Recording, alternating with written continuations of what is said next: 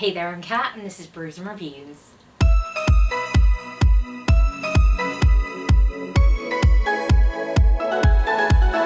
In today's video, I'm going to talk to you guys all about the books that I read in September, and one book that I read in August that I just apparently forgot to wrap up. So let's start with that one. So in August, I read Like a Charm by Elle McNichol. This is a story about a dyspraxic girl whose family moves to Edinburgh. She discovers that she may be able to see some things that are paranormal and things that other people can't see. And honestly, I really enjoyed this book. I really liked the aspects of neurodivergence that were introduced into this book. Obviously, the main character is dyspraxic. I think there's another character that's autistic. Bear in mind, this is like a month since I've read this book and I can't remember the finer details, but I'm pretty sure that one of the aunts is autistic. But I really enjoyed how the main character and her cousin interact with the paranormal world, and things aren't really sunshine and rainbows, and there are good and bad sides of this paranormal world that she's sort of involved in. And I really like the villains in this book because I think the nature of the power that the villains have is really sinister and would just be horrible to face. So I really enjoyed this book. It is a middle grade book, and I don't usually love middle grade books, but apparently I enjoy Elle McNichol. So if you're looking for a good middle grade, then I recommend Life is a Charm. I rated it 4 out of 5 stars. So now let's move on to what I actually read in September, and the first book that I read was The Henna Wars by Adiba Jagadar. This is a book about a Bengali Irish girl who comes out to her family as a lesbian and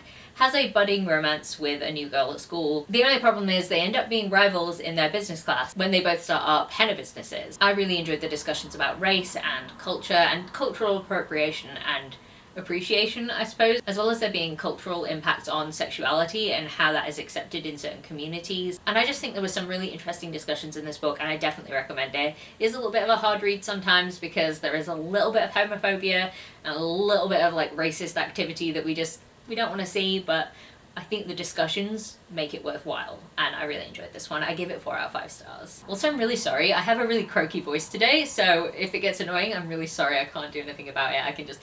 That didn't help. Actually, it did a bit.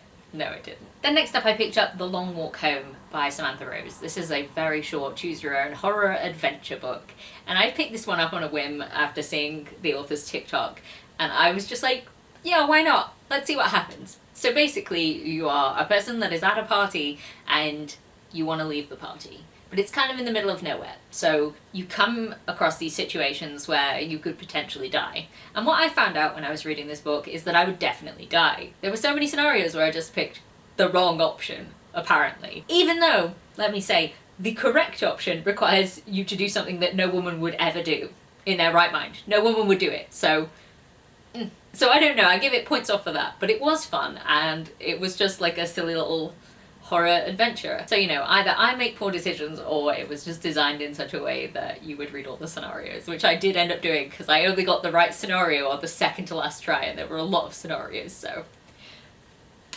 guess I suck at life. The next book that I read was Royal Assassin by Robin Harbour. Have I been reading this book for a long time? Yes. Was it a really long book? For me, yes. I also find that the writing style that Robin Harbour has is very slow. It's very detailed, and don't get me wrong, I really enjoy that, and I enjoy the pacing of it. Although I probably could have done with a little less of Fitz and his girlfriend, because like that was a lot of the book that didn't really need to be quite so extensive for us to get the picture. This is the second book in the Farseer trilogy, so I won't say too much about the plot. While this one was really interesting, it was also really infuriating because there is a general helplessness that the characters have, because everything they were trying to do, they just kept getting beaten, and I was like, this is so frustrating. They made a really good plan and then fuck, it's just all gone wrong. So it was really good, and I'm definitely looking forward to reading the next one because I think there's some really good stuff that is going to come from that, and I ended up rating this one 4 out of 5 stars. The next book I read was Trials of Apollo, The Hidden Oracle by Rick Riordan. This is the first book in the Trial of Apollo series, and I read this as a buddy read with Emily from Novell Novels. This book was very fun, and I enjoyed how different it was from the other books in the Percy Jackson series that were set before this book,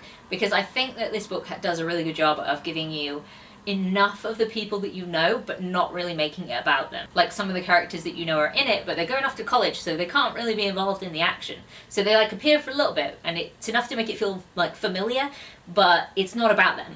And I think that the divorce from those characters was done really well. In this book we follow Apollo, who is paying for his previous actions in the Heroes of Olympus series, and he has been transformed into a mortal who has to serve a demigod that demands his loyalty. And the demigod that claims his loyalty is Meg, a 12-year-old girl. And the main sort of like plot plot for this series, I imagine, is going to be that the oracles don't work anymore. They have to sort of reclaim all of the oracles to make prophecy a thing again. And presumably this is also going to be a quest for Apollo to prove himself as a worthy god. He's very, like, narcissistic and egotistical, and it's really interesting to have that perspective, because I think all of the other characters that we've had as perspective characters previously have been just like nice kids. And then in this one it's like, aren't I great? I'm amazing. I could do anything that I want. And it's like, yeah, okay, this is very different, and I enjoyed it a lot. It's a nice change of pace. I rated it 4 out of 5 stars. The next book that I read was Raging Star by Maura Young. I did a mini rant review on this book. It really made me angry, to be honest. Didn't like it at all. This is the third and final book in the Dustlands trilogy, and I feel like it just really didn't work for me. And I'm just going to go back to thinking of this series as a standalone. The first book is the only book for me. I rated it 3 out of 5 stars because there were some things I liked about it, but mostly just no, it was really... no, not for me. The next book that I read was Savage Island by Bryony Pierce. A book about some teens who join a geocaching competition to win £1 million each.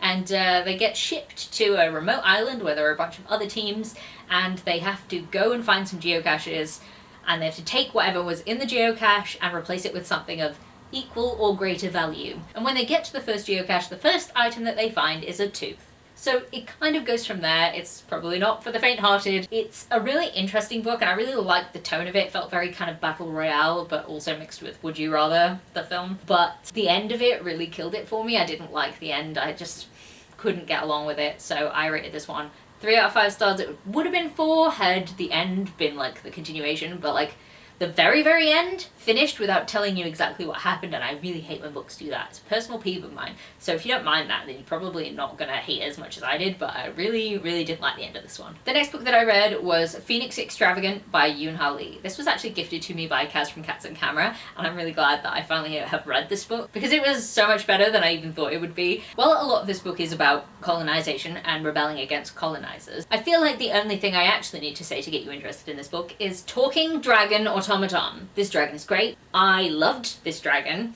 and I just think that that makes the entire book. And I don't want to say anything else about it, because I do think it's really good to go into it not knowing very much, but the dragon is just like, chef's kiss, love it. It's also a pacifist that was made for war. Come on, it's so good. So yeah, I rated this one 4 out of 5 stars. The next thing I read was The Book Lover's Retreat by Heidi Swain. This was given to me by Emily from Novelle Novels, and I really enjoyed this book. It was really fun and kind of cozy, and exactly the kind of book that I wanted to read while I was on holiday in my own little book lover's retreat. This one is about a group of women who decide to go and stay in this house that was used for a film of their favourite book, and they want to go and see all the locations in this quaint little village, and it's very like relaxing for them, and they want to sit there and read the book and all that sort of thing.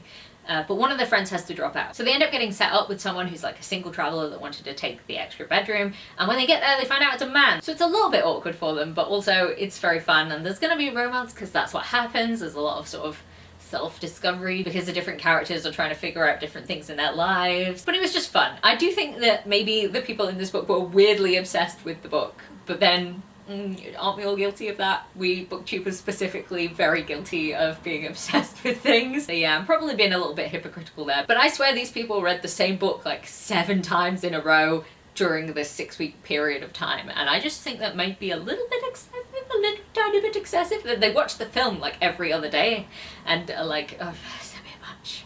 It's a bit much. I ended up giving this one 4 out of 5 stars. Then next up I picked up Ensnared by Tiffany Roberts. This is a monster romance about a spider monster and a lady. Now that doesn't make this book sound appealing, but I have to say this book is actually so much better than I thought it was going to be, and I wouldn't necessarily call this a monster romance. There is a monster, there is romance, but it's actually full of world building, and like the romance doesn't even start until like 100 pages into this book. I was actually kind of a bit worried because I think I'd gone into this book expecting it to just sort of like get into the romance part a lot easier, but then again this guy is like a giant spider alien, so it would take me some time too, I think. So I actually really liked how like the culture of this new alien spider race is sort of gone into. It's quite in depth, and I really liked how the 2 characters learned to communicate with each other, because obviously they didn't speak the same language and like they couldn't necessarily make all of the same sounds, but the way that it actually felt like they were getting to know each other and sort of understanding each other was really well done. I wouldn't look at the cover of this book and say, oh, there's going to be some really good world building in there, but there is.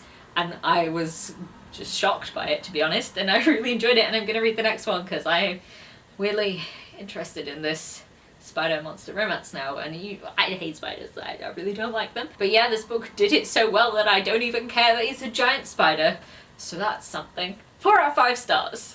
I've had a lot of 4 out of 5 stars this month, but like, I guess I was just enjoying my little reading time. So next up I read a book called Dance with the Devil. It's about a woman who is a personal assistant for a psychiatrist, and she works from home, and suddenly he's like, yeah, you have to come to this convention with me, and it's non-negotiable, you have to come. So she's like, okay, great. She hates her boss, she nicknamed him the devil, and what happens when they get to the hotel? Oh no! They only booked 1 room and the hotel's completely booked out. Oh no, I have to stay in the same room. Anyway, so she stays in the bed and he stays in the cot in the other room in the penthouse. And he's like, lock your door. Why does he say that? Because he has sex in his sleep.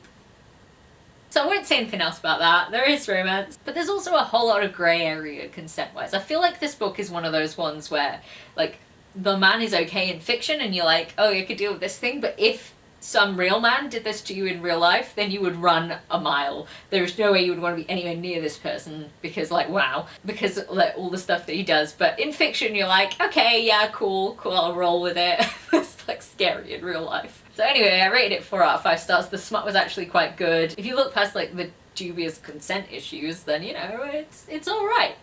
It's alright. They're fictional, so it's fine.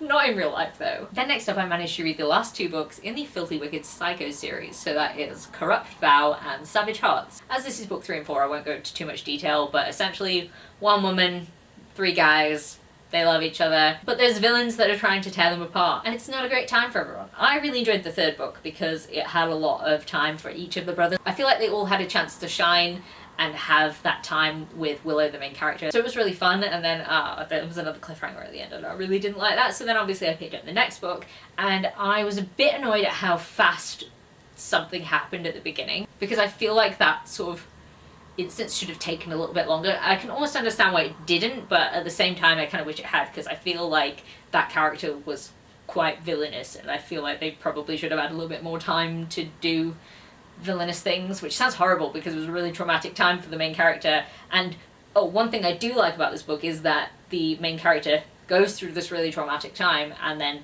actually has to deal with that, because there is sexual assault in this book, and she has that time to recover. And what I really liked was that the men were helping her get through that in any way, and not like pressuring her in any way, but they were just trying to help her feel like herself, and I felt like that was really nice. There is a trope that I really don't like in it, but I won't spoil it for anyone, so I was just a bit like, ugh.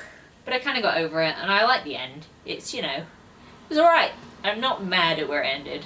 I rated Corrupt Vow 4 stars, and I rated Savage Hearts 3 stars. Now we're finally on to the last book that I read in September, and it's Lore Olympus Volume 6. I really enjoyed this volume. There's a lot of stuff on Hades and Persephone's relationship again. I feel like they were pushed together, and it's really nice to see them together, and I really like the end. But I don't want to spoil anything about this series, but I like that a certain plotline is moving ahead, and somebody seems to be being found out for the dick that they have been being, which is great. Yeah, there's just some really nice stuff in this one, so I can't wait to read the next one. And this one holds up the tradition of 4.5 stars for every book in this series. So there we have it. Those are all the books that I read in September and one that I read in August. I don't know why I didn't wrap that one up, but wrap-ups are funny like that, so it's my brain. If you made it to this part in the video, please leave me a spider emoji for the book Ensnared. And I hope you liked this video. If you did, please leave a like, comment, subscribe, and I'll see you in the next one. Bye!